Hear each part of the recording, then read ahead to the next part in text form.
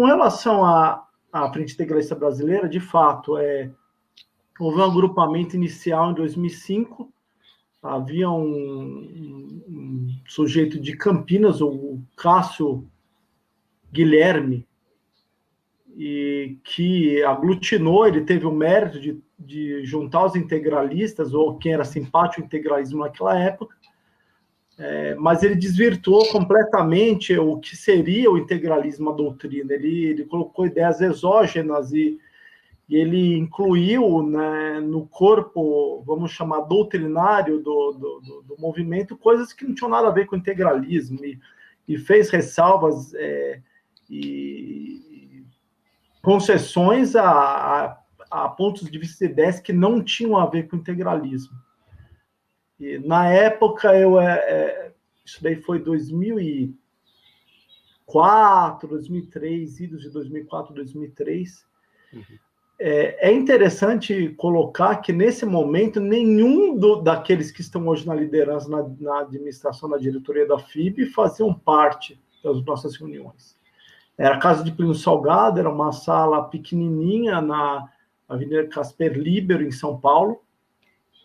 Nós nos reuníamos, era o professor Carvalho, que era o presidente da casa de Plínio Salgado. Ele é o falecido já.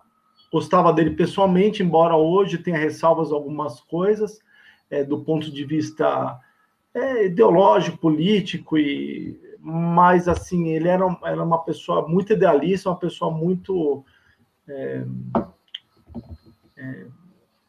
vamos dizer assim, correta. Era uma pessoa íntegra, então, independente das diferenças que eu tivesse com ele, eu entendia que ele era uma pessoa íntegra. E o Lucas, que hoje está na FIB, o professor Carvalho era tio-avô dele, né? Então, havia um vínculo, né, familiar entre eles. E o Lucas chegou bem depois, assim como o Victor, que foi presidente da associação, chegou depois. O Moisés, o Matheus, que estão na FIB, são os nomes que eu sei, né, que estão na liderança do movimento. Eles chegaram muito depois dessa época, eles não participaram de nada disso.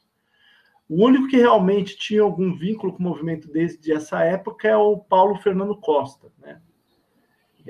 Os demais, eles chegaram depois, eles não sabem de nada do que aconteceu nessa época e não participaram de nada disso. A FIB, até o momento que eu fiz parte, ela nunca passou de movimento embrionário.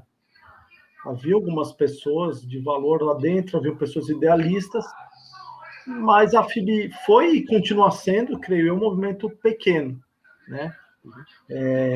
Com o advento das redes sociais, da internet, isso daí se tornou muito mais premente agora. A gente viu claramente, né, que os meios de comunicação, os veículos de comunicação de massa, eles perderam o seu poder, né? E a eleição do Bolsonaro sacramentou isso. Mas, no momento em que eu fiz parte da FIB,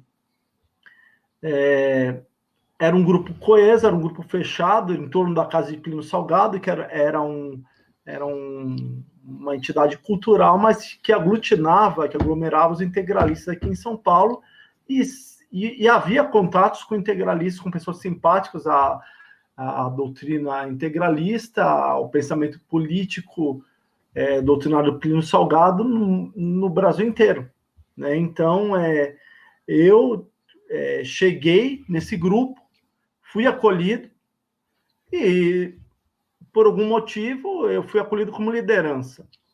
Quando chegou o Cássio, que eu citei, ele chegou com ideias muito exógenas ao movimento. Era um gênio difícil, uma pessoa difícil, e depois de algum momento, naturalmente, sem que eu realmente quisesse, eu tivesse grandes pretensões, eu fui alçado à liderança do movimento. Uhum. E na minha juventude, no meu idealismo, entendendo que era, na minha visão, o correto para o Brasil, eu aceitei o fardo.